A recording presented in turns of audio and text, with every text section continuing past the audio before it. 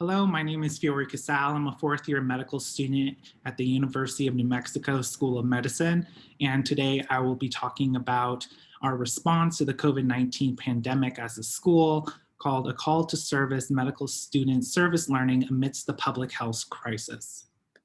We have no disclosures, and this is just our agenda. We're going to talk about how COVID-19 affected medical education, talk a little bit about the curriculum that was created to fill the deficits in medical education due to the pandemic. We're going to talk about the amazing faculty that stepped up to the challenge, some examples of the projects that medical students undertook, talk about some actual hard data, as well as some of the numbers of projects put out, and then just some concluding remarks. So first we'll talk about background. Just like most things during the COVID-19 pandemic, COVID disrupted medical education. Rising third years were not allowed to start clinical duties, and fourth year medical students were pulled from clinical learning environments due to the concerns about protection for students. And this put a lot of questions in the mind of medical educators. Students want to help, but how can students respond to the pandemic? How can we continue student professional identity formation while they're not on service? And how can students maintain wellness during so much uncertainty? So a little bit about this curriculum that was created. A 4-week course was given to rising third year and fourth year medical students, as well as physician assistant students, to kind of fill these gaps in medical education. It was designed to be all online, like most things during the pandemic, but it was hopeful that this could, at least in part, resume the education that was lost during the pandemic. So the goals of the course were to learn about COVID and explore how COVID impacts the community and focus on service learning and wellness as mechanisms to promote professional identity formation, as well as learn about public health initiatives that students and doctors should be aware of. So concerning public health training, this was a great opportunity for students to learn about what public health is, to learn about how infectious disease can ravage a community, and really understand what the impact of COVID-19 will be on patients and the community, particularly those who are considered disadvantaged or do not have as many resources. For this course, to help train students in public health, there were online live lectures that were given at the beginning of each week to learn about the topics in public health, which ranged from responding to crises in an emergency to answering difficult ethical questions to taking care of oneself during a crisis. There were also clinical updates from people who were on the front lines, such as emergency medicine physicians, OB-GYN, internal medicine, pediatrics. And there were also case-based learning opportunities for students to start learning how to maybe practice healthcare without actually being face-to-face with patients through telemedicine. And then there were also online asynchronous learning opportunities where students were given readings and activities and reflections to kind of digest the information about public health and COVID-19 and trying to apply it to their own situation. So one of the main pillars of this course was wellness, and a lot of that wellness came through reflective writing. Every week for all 4 weeks, students were given a prompt about COVID-19 and how uncertainty is impacting them. And through that reflective writing, they had weekly small group discussions about their experience and were able to learn about coping and stress from their classmates and how to get through this together. And also part of this was, we know that taking time to take care of oneself allows us to better take care of our patients. So students were given the chance to really take the time they need to deal with the uncertainty, to take a break, to breathe, as well as looking forward to doing some service learning where they can do service projects and feel galvanized by being able to help others during this time of crisis. So looking at service learning, all students were required to do service work during the course. And that wasn't really a great issue because so many students were expressing that they had a sense of calling to participate in the combat of the pandemic.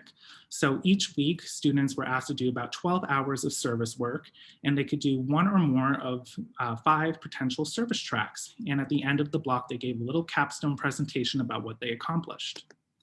So these service tracks are here and include service to patients. How can we continue to support our patients in a non-clinical role? Service to self and peers, as well as healthcare workers. How do we maintain our wellness and resilience during a time of crisis? Service to humanities, focusing specifically on scholarship. How can we increase our understanding of and response to COVID-19? Service to humanity, communication, and education. How can the University of New Mexico work to provide education to our community about COVID-19? And service to humanity, arts, and creativity. How can we create artistic space for expression of the shared experience? So in order to make this happen, a lot of faculty had to volunteer. Like I said, there were public health officials, there were frontline responders, and then healthcare professionals who took time out of their already busy days to combat the pandemic to also take on this challenge of creating a curriculum for students to continue their medical education despite being off of clinical duties. So a lot of collaboration and great response from everyone really taking on this challenge. So here are some examples of the service work, here being an example of service to humanity, arts, and creativity. Several students gathered each week to do something with painting and design, and sometimes included wine. And they got together and watched tutorials and shared artistic expression of a shared theme. And this was to help create their own space and having connection with other students and sharing the distance in the pandemic, but still being together. This one is an example of service to self and peers, wellness through information and resource sharing. So students who participated in this project focused under the idea that there was a lot of information coming about in terms of COVID-19, how to respond to it, and we're kind of perplexed about what are good resources to kind of understand what's happening with the pandemic and to either cope or learn about pandemics in the past.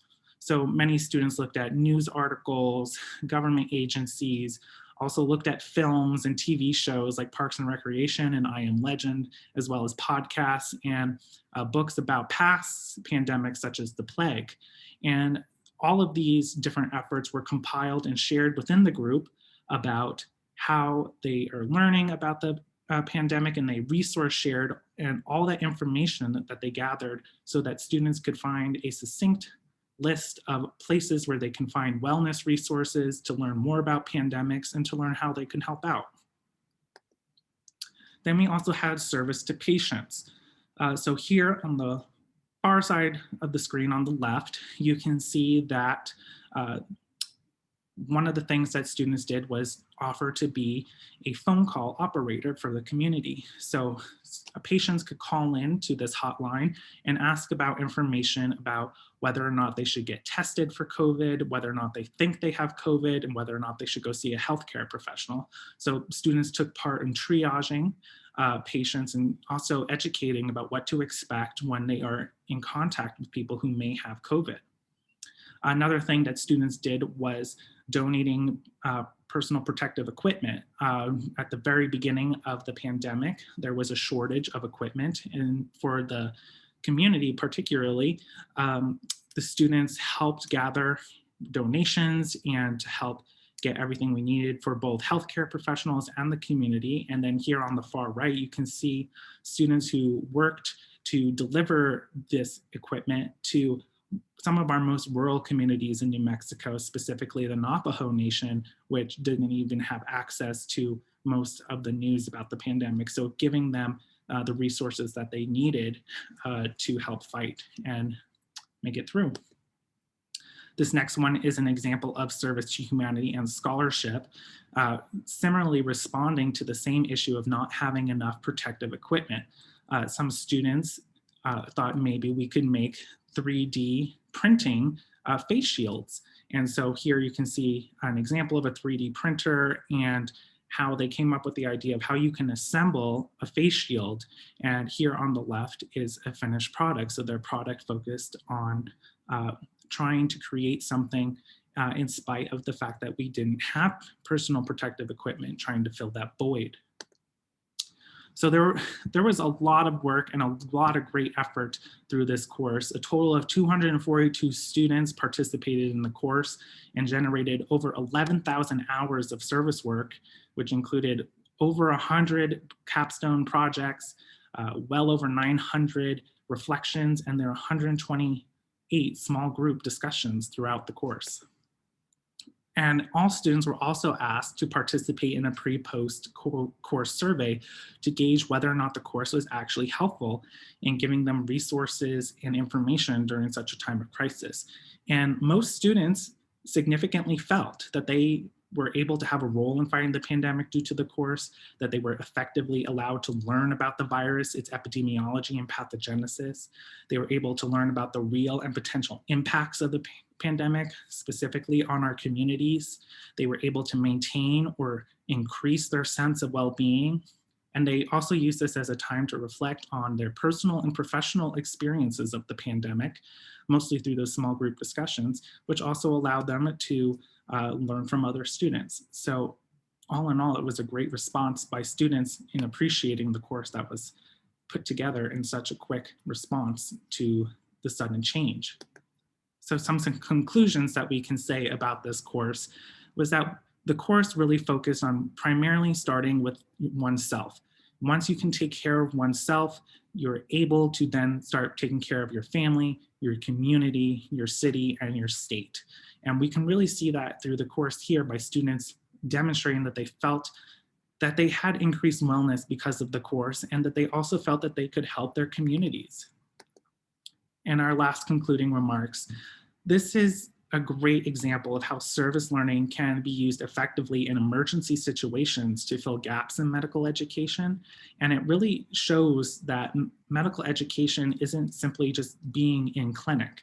You can do service to learn about public health and patient education and health literacy as part of medical education. So we would really advocate that we use this model to inform future long-term service-oriented curricula for medical students.